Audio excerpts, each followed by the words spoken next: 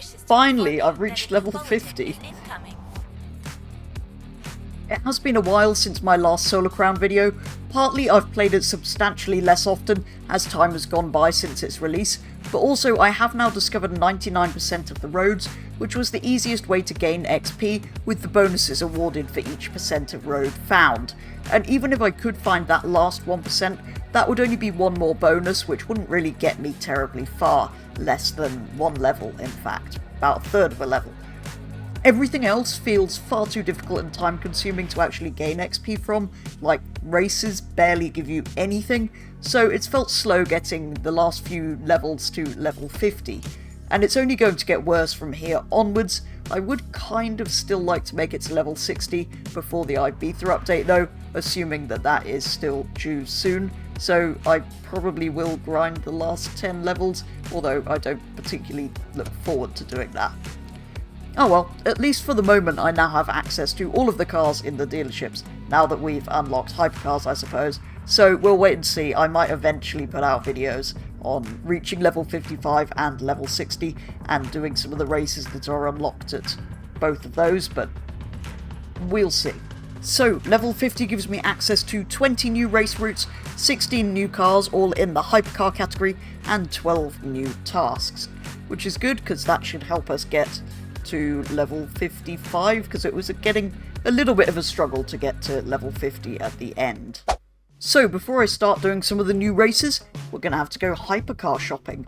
I've started here at the Luxury Cars Causeway Bay dealership, because they have Bugattis and Koenigsegg's, and a couple of the races are exclusively for these brands of hypercar. Most of them though are for any hypercar. So how much is a Koenigsegg? Too much.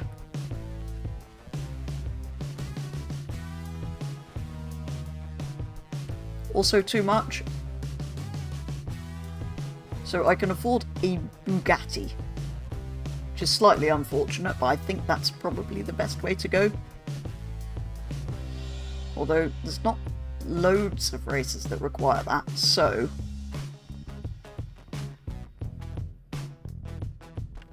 I may have to look at some other options quickly first. I can, for example, an actual person. Anyway, I can, for example, afford a Lamborghini Centenario, which probably isn't a bad way to go. Although, this is in other games and the standard Veyron isn't, so maybe I should be doing that, but that's just cooler than a Veyron, isn't it? Okay, never mind. As it turns out, I can't afford a Koenigsegg, but I can afford an Aston Martin Vulcan. And this sounds absolutely insane in this game, so far that is definitely top of my list. I can also afford a 720S, which for some reason is a hypercar, but compared to that, no. The only other car that maybe comes close to the Vulcan in sound and being a mad track-only thing is the FXXK Evo, but as you can see, I cannot afford that. There is also a 918 up here, but as good as that probably will be, because it's four-wheel drive, which might be an advantage over the Aston. The Aston's just cooler, isn't it? And I don't even have an Aston in this game yet. Another option is the Fenir Supersport for 4.3 million. That I probably should buy, because that's not in anything else. So as we're narrowed down to two, I should probably test drive them. This is the Fenir Hypersport. It's only 803 rated, but it is quite unusual. Both of them, of course, are rear-wheel drive. I have driven both of them previously, but I mean, it's not exactly slow. I just have a feeling a Vulcan's going to be faster.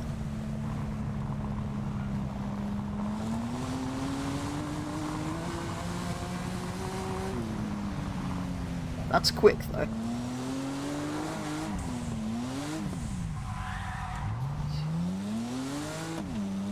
Yeah, the rain is making me think I should really buy an all-wheel drive hypercar, though. Although, having said that, in the rain, the AI can't drive, can they? So they do things like that, for example. Anyway, after definitely no more crashing, that's the end of the test drive. To the Aston. Right, interestingly, this is 805, which I think is... it's very close, if not exactly the same as the Fenir. That's interesting, because that's a track car and the Fenir isn't. The other thing that I've overlooked in here is the Lotus Evija. But that's only 745, so it's basically a supercar at that rating. It is all-wheel drive, but it's also electric, so it's heavier than a small planet. Anyway, the one advantage of the Vulcan over the Fenir is...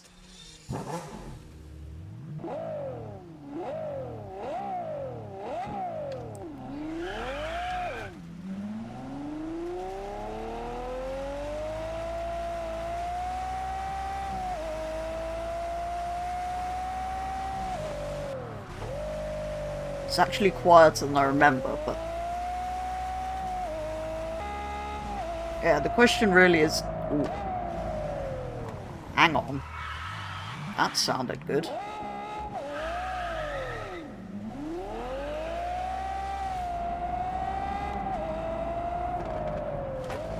Anyway, the question really is, do I want a rear-wheel drive car, I think. And if I do, I'm buying this. So, after literally 15 minutes of car shopping, let's do it.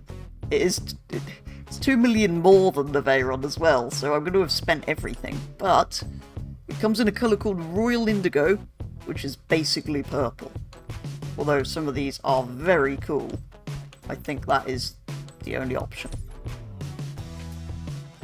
Which then means I need an equally bright interior. Possibly the green.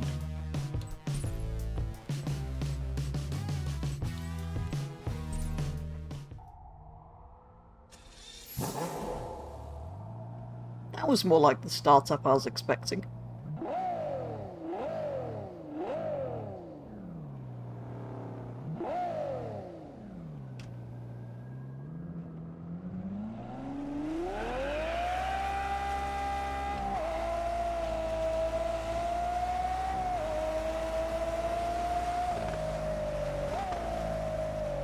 I suppose then, I should do a race. So then, first race. I have noticed though that I'm sort of caught in the situation I was before. Almost all of the races have a minimum requirement for car performance, which this doesn't meet. Which means I would either have to upgrade it, which I really don't want to have to do. I just don't like the idea of doing that in a test drive game. I want my car to be stock. Or, well, there's not really much else I can buy. So basically I upgrade it or I don't do the races, so I may not end up doing very many.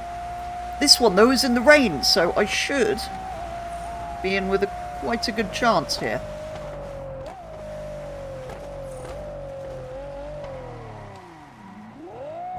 Maybe I need to visit the upgrade shop and see what I would actually need to upgrade on this car.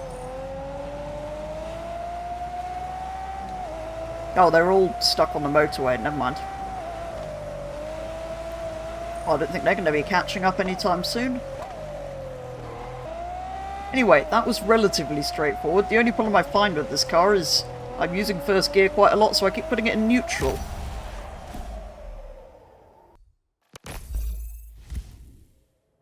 Oh look, I've unlocked an RS e-tron. Obviously, before even driving it, the most important thing is, what colours is it available in? Right, red, blue, brown, and black. Literally no wheel options, not even ones with different coloured calipers. Let's go red. At least something will match the calipers then. What a startup noise. I suppose really then, I should drive the e-tron before we get back to the races. Good, that's that done. As it turns out then, most of the races that don't have a minimum performance requirement are clan races, so let's do a few of those.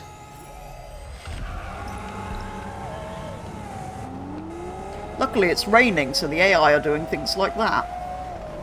What?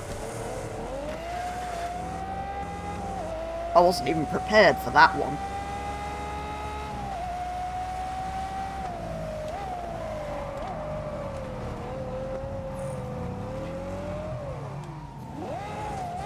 The Bugatti has spun out, even though it's four-wheel drive.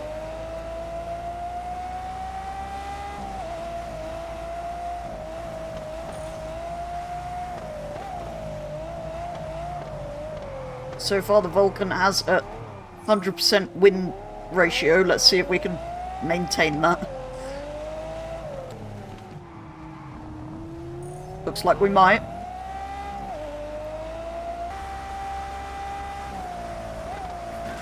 That's slightly terrifyingly fast in these conditions, but easy win.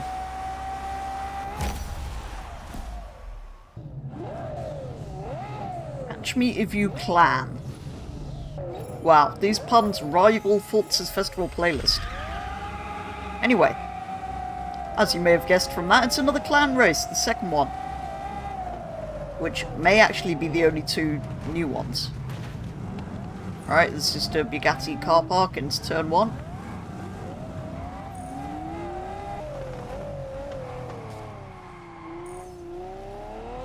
And into the lead.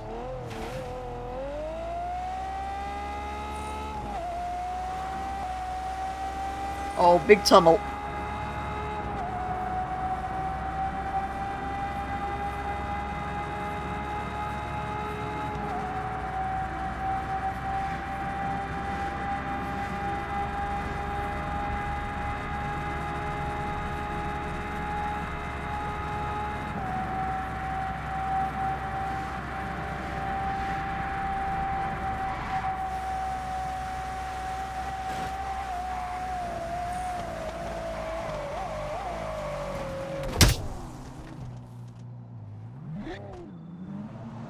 That didn't go particularly well, but it shouldn't be a problem, I don't think.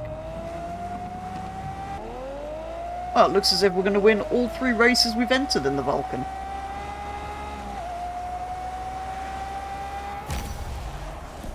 After the success of those 2 clan races, I went and competed in 4 more, all in the rain, with the AI again being more incompetent in these conditions than Lance Stroll. So I won 3 of them and finished second in the 4th one. After much amusement from some spectacular accidents though. I then tried a couple of time trial events in the Vulcan, as these are usually ridiculously easy, as well as the fact that they seem to be the final events that I wouldn't have to upgrade anything for. And as predicted, I completed them both first time. Although time trials are easy, there is usually a tougher time to achieve in the extra tasks list, which gives you more XP if you complete it, and somehow on one of them I managed this on my first run. Anyway, after all of that, and even with some of those tasks complete, giving out those bonuses, I'm still not quite at level 51. So all of what you've seen today has not quite gained me 1 level, and that's probably with about 2 hours of gameplay. I do though now have 1 million credits again, which I suppose at least is something. That though is going to have to do it for today's video here on Test Drive Unlimited Solar Crown. I will potentially be back with a level 55 and level 60 video, but it might be in a little while's time. As ever though, do let me know your thoughts on the current state of Test Drive Unlimited Solar Crown. But for today's video that is going to be all, so thank you very much for watching, and I will be back with the next one very soon.